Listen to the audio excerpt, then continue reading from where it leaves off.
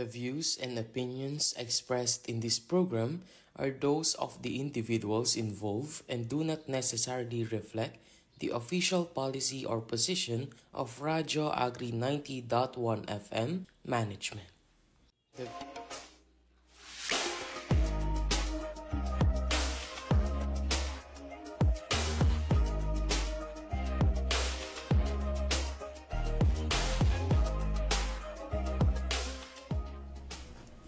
Ayan, muling nagbabalik ang programang Wanna Know. Dito pa rin ngayon sa ating himpilan, Radyo Agri 90.1 FM, kasaganaan para sa bayan. Ayan, good morning po sa lahat ng mga nakikinig at nakasubaybay sa atin on air via our official Facebook page, Radyo Agri 90.1 Philmec, at cross-posted sa ating Philmec God Office official Facebook page. Kami po ang inyong mga host sa programang ito mula sa Applied Communication Division. Ako po si Alagad Noel. Mula po sa Gender and Development Office, ako po si Alagad Tin. Mula din po sa Gender and Development Office, ako po si Alagad Raki. At mula po sa aming programa, nais po namin magpahatid ng mainit na pagbati sa ating pong Philmec community, lalong-lalo na po sa ating Director 4, Dr. Janicio G. Alvinia, our Director 3, Sir Joel Tator, our Interim Director for Research and Development and Concurrent Gender and Development Executive Committee, Dr. Nelson Santiago, and also our Interim Director for Extension Support and Training Services, Sir Elijah Davalos. Yan, kayo din po sa ating mga members ng GAD Executive Committee at higit sa lahat ng mga member din po ng GAD Focal Point System Technical Working Group sa pangunguna po ng ating GAD Focal Person, si Ma'am Bestie Magararo. And also, po. Yan, good morning po sa ating lahat. Gusto ko rin po i-add yung ating mga Philmec Security Force. Ayan, good morning din po sa inyong lahat. Sa ating program. And syempre yung mga usual din na nanonood sa ating programa. Syempre si Ma'am Isis Davalos and sa aking mga kasamahan po sa ACD, sa Applied Communication Division. And baka meron din kayo mga gustong batian na Alagad din and Alagad Rocky. Ayan, nais din po namin batiin yung mga members po ng mga GAD Technical Working Group din po sa iba't ibang ahensya dito po sa Muñoz, specifically po sa PhilRise and sa PCC. Ayan, again, good morning po sa inyong lahat. And ayun nga, bago tayo lumako sa ating topic ngayon, no? Actually, ayun nga, dahil nga, so sa episode po natin na yun, kung inyo pong na-miss, ay pwede nyo pong balikan sa ating YouTube channel, sa Radyo Agri 90.1 FM, at available pa rin naman po ito sa ating official Facebook page, Radyo Agri 90.1 FM Philmec, at so, ayan mga karadyo, ngayong episode po ay ating pag-uusapan ang RA 11313 or mas kilala natin sa tawag na Safe Spaces Act or yung Bawal Bastos Law. So, paalala po muli mga karadyo, kami po ay hindi mga legal experts. Ang aming pagtalakay sa paksang ito ay batay lamang sa mga pampublikong impormasyon at layuning makapagbigay ng kaalaman. So, ano nga ba itong RA 11313? So, ito yung tinatawag natin na Act Defining Gender-Based Sexual Harassment in Streets, Public Spaces, Online, Workplaces, and Educational or Training Institutions are providing protective measures and prescribing penalties therefore. So, ito pong batas na ito ay naprobahan ng Senado. Itong panukala na to sa ikatlong pagbasa noong October 8, 2018 at nilagdaan ito bilang batas ni dating Pangulong Rodrigo Duterte noong April 17, 2019. So, formal itong naging Republic Act number 11313 at nilabas ang implementing rules and regulations ng batas noong August 2019.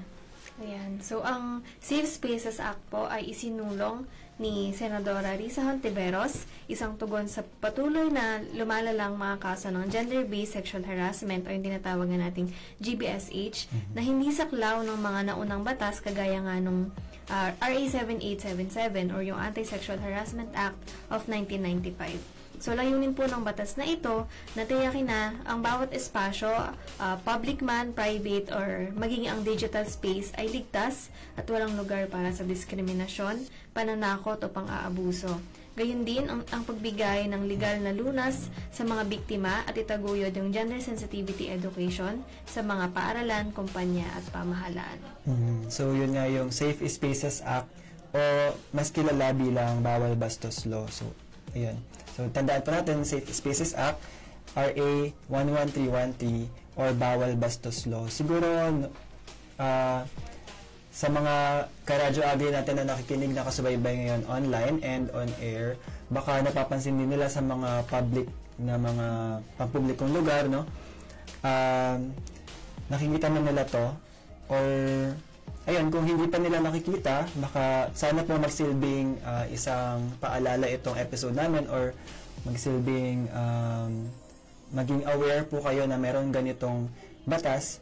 And then, baka since yun nga, maging familiar kayo sa batas na ito, mapansinan nila, no, sa mga establishmento. So, ayun, na-define natin yung Safe Spaces Act or Bawal Bastos Law. Ano naman yung sinasabi na gender-based streets and public spaces sexual harassment, since nabanggit nga ni Alagad Rafi na may kaibahan ito sa RA 7877 or yung Anti-Sexual Harassment Act of 1995. So ano naman yung pagkakaiba ng Safe Spaces Act dito? So sa gender-based streets and public spaces sexual harassment, ito yung mga acts na nakukomit through any unwanted or uninvited sexual actions or remarks against any person regardless of the motive for committing such actions or remarks.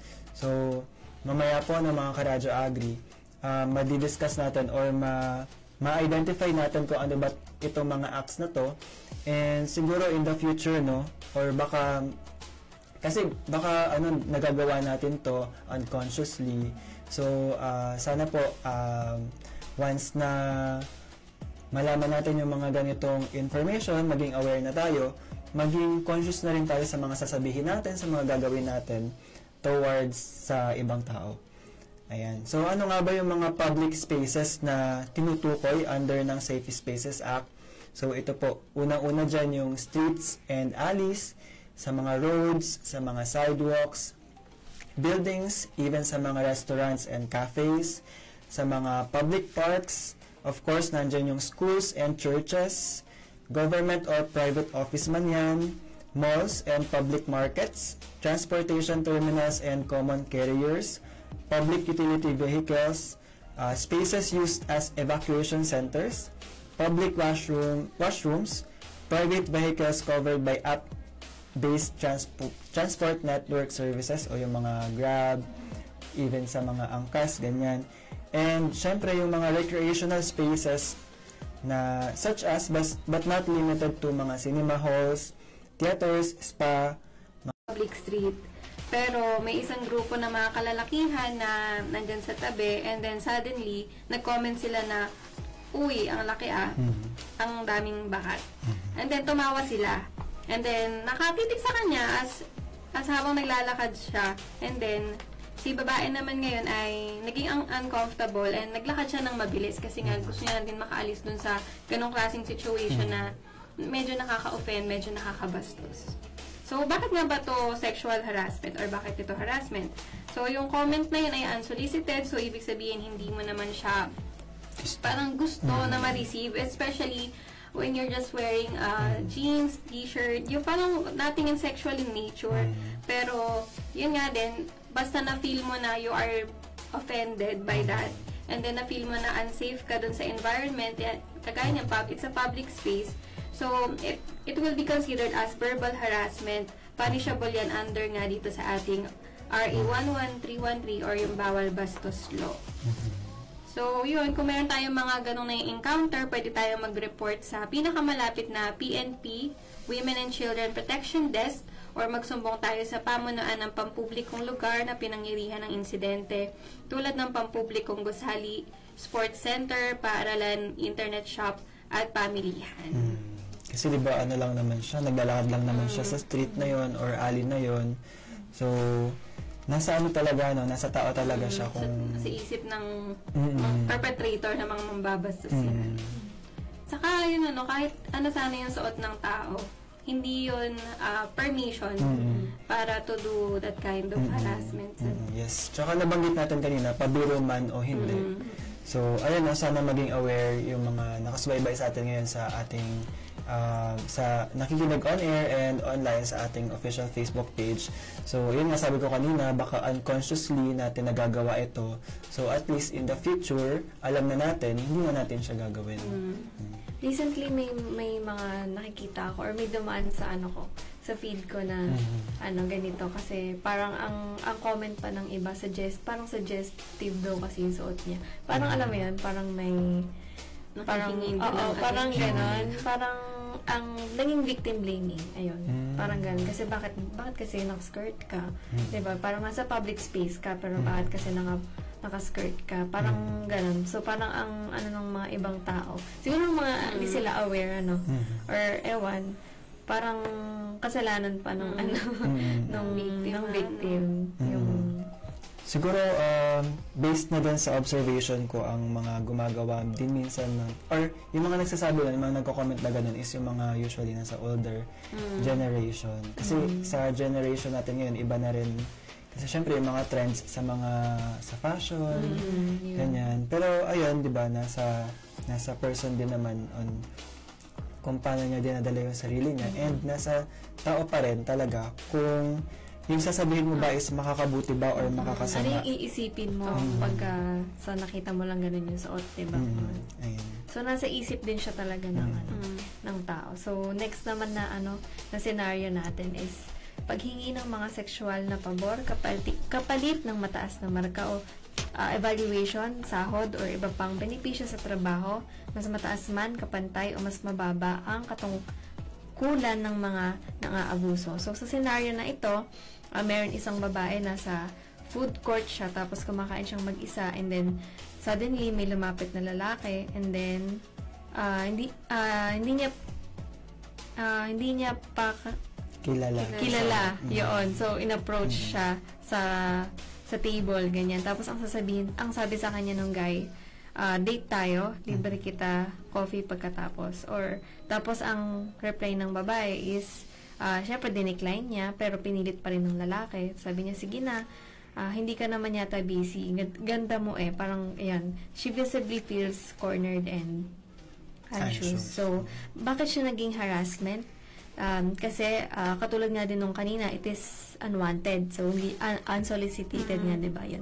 This is unwanted persistence, where the person ignores verbal cues and continues a sexual or romantic proposition in a public setting. RA 11313 prohibits persistent and unsolicited advances as a form of public harassment. Ayun, so, ganun din. Pwede tayong sumangguni sa Committee on Decorum and Investigation or CODI ng kung saang lugar man ito nangyari or sa workplace, ganyan. And sa ilalim ng Safe Spaces Act, dapat bumuo ng CODI na tutugon at mag-iimbestiga sa mga kaso ng gender-based sexual harassment ang bawat lugar. And yung scenario din na to, nangyayari din siya sa mga schools, sa mga workplace. And so, sa school naman, siguro sa pagka-student to teacher relationship, ayan. For example lang po ito mga Karadyo Agri, no? And nga rin muling paalala po na hindi po kami legal experts. And ito po mga scenario na to, ito lang din po yung mga na-observe namin. And ito rin po yung mga na-example ng under po ng RA 11313. So, ito lang din po ay para po sa awareness. Kaya po natin ito binabahagi po dito sa ating programa na Wanna Know.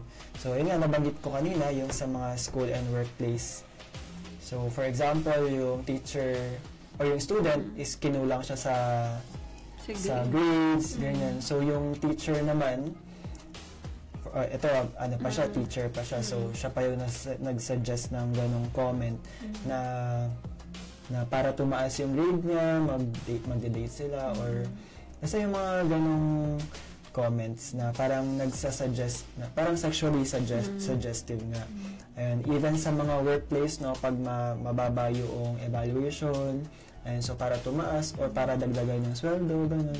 So yung supervisor niya is suggest na lumabas sila kapalit nung mas mataas na mark sa evaluation. So ayun yung mga a few examples or mga scenario na pasok dito sa ating sa scenario na to, sa situation na yun. And ayun nga, next naman is yung paninipol. Ayan, ito rin yung kadalasan na na-observe ko or napapansin ko sa mga public spaces. Even ako, 'di ba, ako runner. So even sa loob ng university kasi sa loob ng campus, syempre may mga nakakasabay ako na mga nagre-run din. And kung i-base naman natin din sa attire kasi 'di ba syempre para kung saan nga comfortable, syempre yung yung parang fitted yung damit. So mapapansin mo talaga yung ayun kanina yung parang bakat daw. So ayun, parang meron kasi akong experience, hindi naman ako pero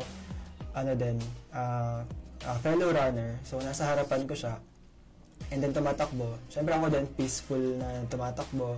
And then may mga dumaan na mga parang nagtatrabaho kasi sila sa construction. Kasi sa loob ng campus may mga ongoing building renovation.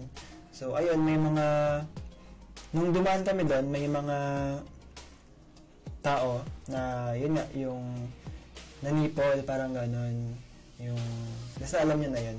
And ayun, alam na rin yun ng mga hopefully, alam din. Parang, yun nga kasi parang unconscious or consciously na nagagawa natin na baka nga lang. So, ayun, for awareness na lang din na yung pag-persistent na ina-approach ka na pinakita mo na nga na wala kang interest, and especially if ito ay sexual or may romantic intent. So, ayun, it constitutes persistent unwanted attention nga and a form of public harassment. Kaya siya considered na harassment. So, kapag ka na-experience natin yun, hindi man sa atin nangyari, parang na rin natin, no? Parang dala-dala mo na din siya, no? Parang bilang advocates tayo, bilang mga alagad nga ng gender and development. So, responsibility mo na rin na i-report yung mga ganong pangyayari. So, kung may nakita kang ganon, kung may na witness ka na ganon, so pwede kang lumapit sa, if nangyari ito sa daan, no, pwedeng lumapit ka sa local traffic enforcer o sa MMDA, pwede rin sa barangay Anti-Violence Against Women and Children Desk, or sa PNP Women and Children Protection Desk, or pwede magsumbong sa administrator ng pampublikong lugar kung saan nangyari yung insidente, tulad ng mga pamilihan, kainan, sinehan at transport terminal. So, ayan na mga karadyo. Before we proceed po sa ating mga ibang halimbawa pa sa ating topic tungkol sa Safe Spaces Act, here is a video from Ugat ng Kalusugan YouTube channel defining kung ano-ano nga ba yung mga sexual harassment. So, sabay-sabay natin itong panoorin at pakinggan. Hello? Ikaw na naman? Grabe, pangatlo na to ngayong araw. Ayoko. Wala akong pakialam kahit pa once-in-a-lifetime opportunity to para kumuha ng Soccer 3000 vacuum cleaner. Kung pwede, tigilan mo na pamimilit sa akin. Ang sexual harassment ay isang uri ng bullying na may bantang manakit at manakot ng isang tao. Kasama rito ang pagsasabi ng sexual na biro, komento o kilos laban sa isang tao. Pagkakalat ng sexual na chismis, personal man, text o online. Pagsusulat ng bastos na mensahe tungkol sa iba sa mga banyo o pampublikong lugar. Pagpapakita sa iba ng mga malalaswang larawan o video. Paghawak, pangdadakma, panghihimas ng sadya sa sexual na paraan. Paghingi ng hubad na picture ng isang tao, lalaki man o babae.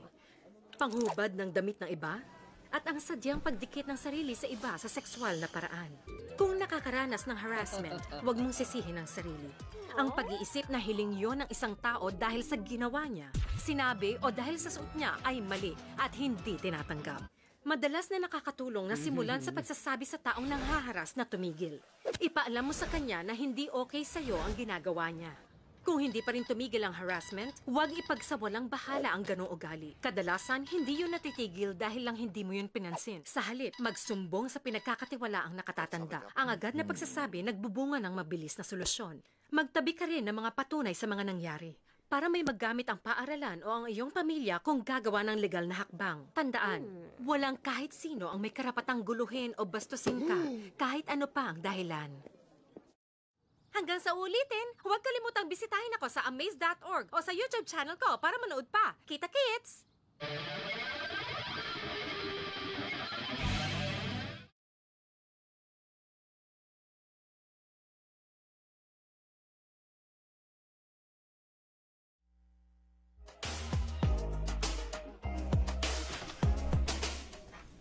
Ayan, kayo pa rin po ay nakatutok sa Radyo Agri 90.1 FM, Kasaganaan para sa Bayan. Ito ang programang Wanna Know, your weekly dose of gender power. Kami pa rin ang inyong host. Ako po si Alagad Noel. Ako po si Alagad Tin. Ako po si Alagad Rocky. At ayan no, binabati po muli namin ang mga nakasubaybay on air sa ating Radyo Agri 90.1 FM at ang mga nakasubaybay po sa atin online, live sa ating official Facebook page, Radyo Agri 90.1 FM, Philmec, at sa ating cross-posted po ito sa ating official Facebook page ng Philmec Gender and Development Office. And ayun po, you can also follow our other accounts bukod po sa Facebook. Meron po tayong Instagram, X, and YouTube channel, Radyo Agri 90.1 FM. And kung may na-miss man po kayong episodes, aside po sa Wanna Know, and kung may mga gusto rin po kayong panoorin sa ating Radyo Agri, you can subscribe to our YouTube channel na Radyo Agri 90.1 FM. And kung may mga comments po kayo na gusto nyo po marinig sa ating programa na Wanna Know, you can email or you can send us a message sa ating official Facebook page sa Radyo Agri 90.1 FM and Philmec Gender and Development Office. You can also send a text message to 0962-119-7445. Again, it's 0962-119-7445. And ayan no, baka meron kayong mga additional na tao na gustong batiin, Alagad Tin and Alagad Rocky. So, ayan po, binabati po namin ng happy birthday si Ate Ivy Espiritu and maging si Sir Danilo Briones. So, yan. Ayan na magpa-blow out na kayo dyan. Ayan na si Miss Ivy, no, ang ating Wanna Spotlight guest number 2 po. Ayan. So, ayun din, kung na-miss nyo yung episode interview natin with Miss Ivy, you can check it out sa ating YouTube channel, Radyo Agri 90.1 FM. And yun, happy birthday po, Miss Ivy and Sir Danny. Mula po yan sa Radyo Agri at sa amin po dito po sa Wanna Know, and also sa Philmec GAD Office. And so, ayun nga, base sa ating napanood at napakinggan, maraming anyo ng sexual harassment at pwedeng mangyari ito sa maski anong lugar o sitwasyon, sa babae man, lalaki man o anumang kasarian. And hindi lang panghihipo ang maituturing na sexual harassment, kabilang din dito yung bullying na nakakasakit ng tao sa pamamagitan ng mga sexual o malisyosong mga biro, komento, chismis o kilos na tungkol o nakadirekta sa ibang tao. So kabilang na nga dyan, no, bilang pagpapatuloy natin yung mga example natin kanina, kabilang na nga dyan yung pangmamanyak nga na tinatawag. So maaari itong mangyari sa pampublikong transportasyon o yung may parang yung may malaswang titig at salitang may sexual na kahulugan. So, ang scenario natin dito, ito yung situation. So, may babae na nagsiselfie sa scenic view or sa tourist spot. So, tourist sila. And may stranger na nag-approach sa kanya na sinabi, ang ganda mo ah. So, nag-take ng picture niya without her consent and pinost sa kanyang sariling Facebook account na naka-public, so nakikita ng ibang tao. So bakit nga ba, na may sexual caption? So bakit nga ba harassment yun? So ayun na nga, nabanggit natin, since meron siyang sexual na caption and parang naging uncomfortable yung babae dun sa stranger base sa mga comments niya. So ayun, parang meron din kasing unauthorized na image capture since wala nga consent nung babae or lalaki man or any gender man yun. So ayun, anything na walang consent tas pinost sa sa public online space, tapos ganun yung caption. So, may tuturing siya na harassment na public and online gender-based harassment under ng RA 11313. So, pag may nangyaring ganun ulit or may na-witness tayo, we can report it sa PNP Women and Children Protection Desk o pwedeng magsumbong sa pamunuan ng pampublikong transportasyon na pinangyarihan ng insidente, kabilang na nga dyan yung airport, sa mga pier, sa mga terminal ng tren, tricycle, jeep, van, bus o taxi. Parang recently din may nabasa ako online, parang OFW siya, tapos flight niya that day, tapos parang may nakatabi siya na babae na medyo, syempre, inaantok, ganyan, natutulog. Parang, yung babae kasi nakaupo siya sa window side, tapos yung lalaki sa may aisle. So, syempre parang, diba, parang cornered yung babae nun. So, ayun, parang anytime pwedeng mangyari yung mga ganong insidente, no, na parang sexually harassed tayo. Yun nga sa bus, parang hinihipuan siya kasi nga parang natutulog, ganyan. So inisip siguro nung OFW na lalaki na natutulog, so parang hindi nararamdaman. Ayun. Pero ayun din siguro sa takot na rin nung passenger na babae, no. Ano na kasi parang nilapitan niya daw yung driver or yung conductor. So parang parang sinuggest ng babae na ihinto sila sa parang PNP police station. So huminto and then parang ni-report on the spot yung hinaras nga siya, gano'n. So ayun, yung mga ganong instances na nangyayari. And yun nga din parang sa mga public utility vehicle, di ba? Nakikita na rin natin na yung may mga poster na ng Safe Spaces Act. So yun yung nabanggit ko kanina, no, na baka hindi pa nila napapansin. So sa mga madalas nagko-commute, ayan, tumingin-tingin din po tayo sa paligid. Ayan, so ayan, baka hindi po tayo aware na ayan, may mga ganitong batas na even magbiro ka man or ayun nga, pabiro man o hindi, you can pwede kang you can get punished under RA 11313 or Safe Spaces Act, Bawal Bastos Law. And ayan. So, next po natin na scenario, so parang ganun din po sa kanina na napag-usapan natin. Ito yung mga komento at biro na may kalaswaan, mga paanyayang may sexual na kahulugan. So, sa senaryo po na ito, halimbawa, pwede siyang mangyari sa isang mall or sa isang, sabihin natin parang may customer service na isang lugar, ganyan. Tapos, may lalaki na o-order halimbawa. Tapos, ang sasabihin niya, wow, hot mo naman mag-serve ng mga customers. Or, yung ibang example, pwede rin, pag sinabi halimbawa sa cafe, sir, may I take your order? Tapos, sasabihin ng lalaki is, pwede ba kitang orderin? Parang gano'n, diba? So, again, bakit siya harassment? Kasi ito ay unsolicited na remarks about appearance. So, especially, madalas nangyayari daw ito sa mga paid role, yung mga inappropriate or objectifying. Siguro, dahil tingin natin, customer service ito ginagawa ng babae. Kaya, masasabi natin parang ano yung customer, medyo, ano bang term? Entitled? Oo, parang gano'n. Kasi sinasabi, di ba, customer is always right. Pero hindi po tama yung mambastos tayo ng mga staff po dito sa ganito mga establishment. At saka, ano din naman yun, parang work nila yun. So, ang gusto lang naman nila is mag-work.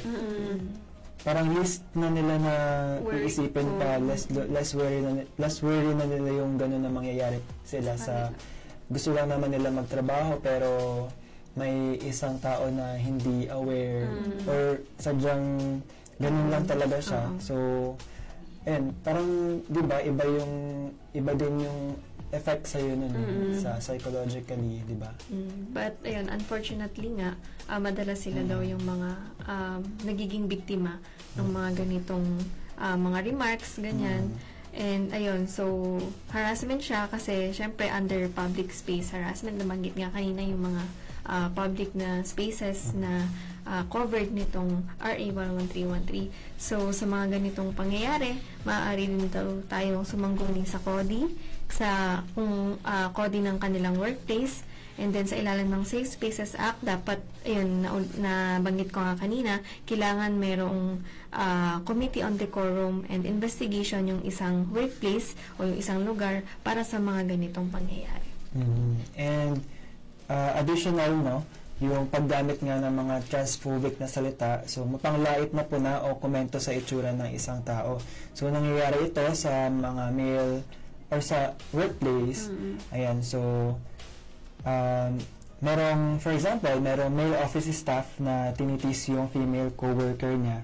So, parang assertive kasi yung female coworker. So, parang nag-stood up siya, no, or parang yung pag sa ano ba sa office kasi, di ba, parang may mga female staff na kasi parang iyan natin ulit sa example natin na kapag babae ka sa workplace, parang wala kang bosses, ganyan. So kaya nalilimitahan yung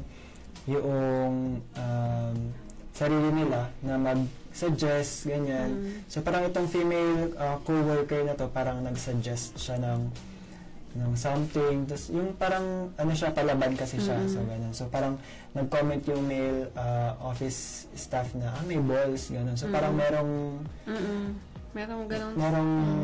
anong tawag doon? Basta yung usual comment na parang may balls, yung parang may transphobic or ano.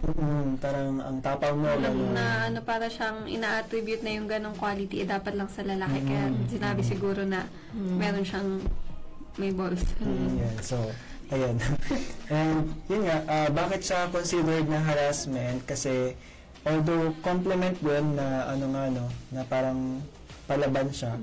So, parang, yung comment kasi is parang lumalabas na sexualized and invasive.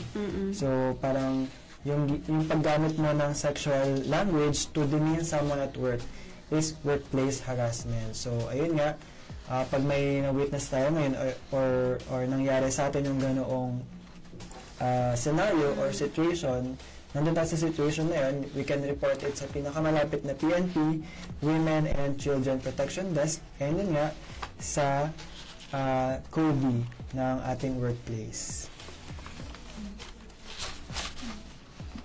Ayan, so bilang dagdag po dito, another scenario or example, yung mga pagsasabi ng mga salitang bastos o may sexual na kahulugan, malaswaman ito, sexist at may misogynistic na approach sa isang usapan. So, example natin sa scenario na to ay sa fast food chain kung saan merong customer na o-order sa bintana at yung cashier ay female. So, ang remark dito ng lalaki is, ikaw na lang yung orderin ko kasi ang ganda mo.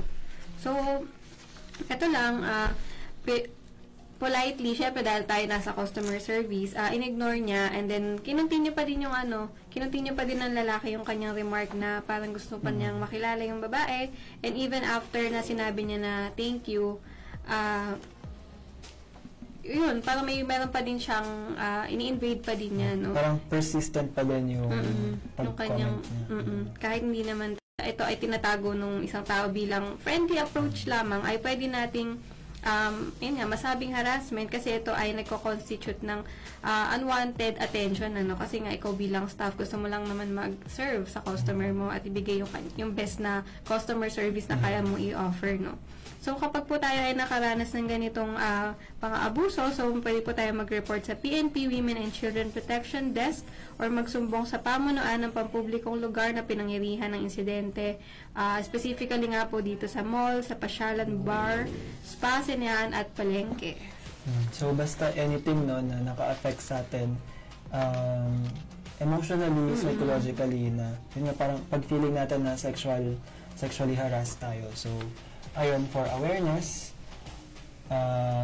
ito po yung mga scenario or situation na pwede nating tignan kung na-experience na ba natin ito. So, ayun, pwede, ang sinasabi lang naman natin dito is kung na-experience natin, parang wag mong isipin. Para naman sa ganitong kaganapan, maaari tayong mag-report sa Cybercrime Investigation and Coordinating Center or CICC or sa PNP for Anti-Cybercrime Group and NBI Cybercrime Division o sa Department of Justice Office of the Cybercrime.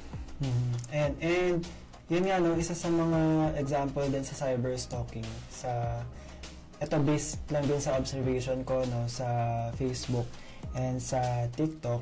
Ayan, kasi for example, ngayon yung mga nag-viral yung sa bagyo, sa news report, sa weathercast.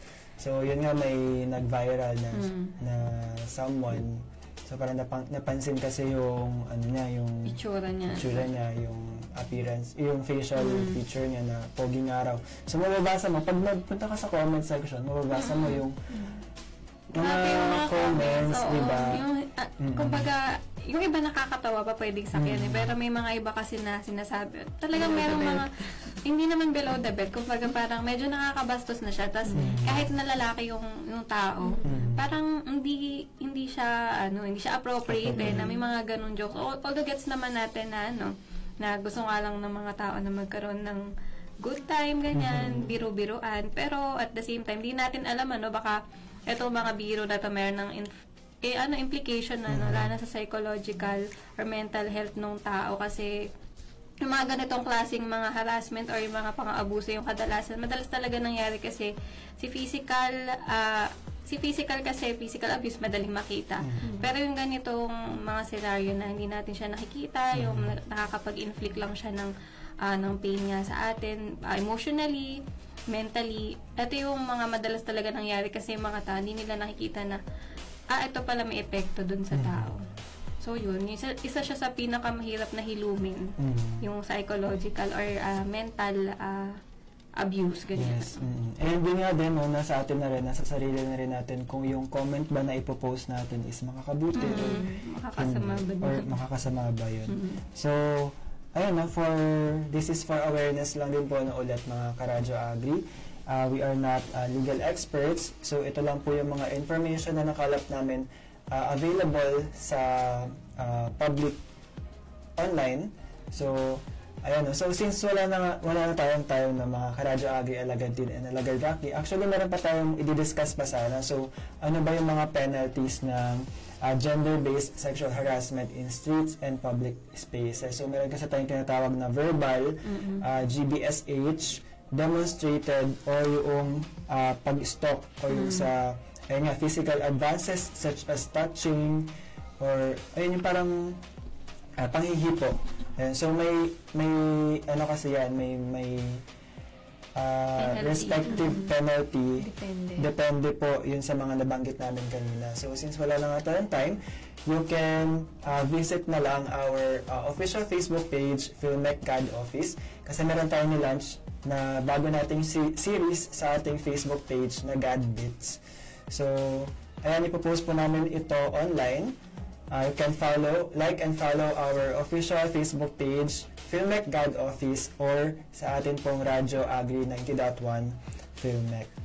So, and then para po sa ibang kaalaman o impormasyon sa Safe Spaces Act, you can visit then yung PCW Gender and Development Library, where you can download yung mga reading materials about RA 11313 as well as other GAD-related laws in the Philippines. So, dito na nga po ulit nagtatapos ang ating usapan ngayong umaga tungkol sa Safe Spaces Act o Bawal Bastos Law. Kung kayo po ay may mga katanungan o suggestion, maaari po kayo mag-iwan ng komento sa ating comment section o kaya naman ay magpadala ng mensahe sa aming official Facebook page, or you can send us a text message sa ating text hotline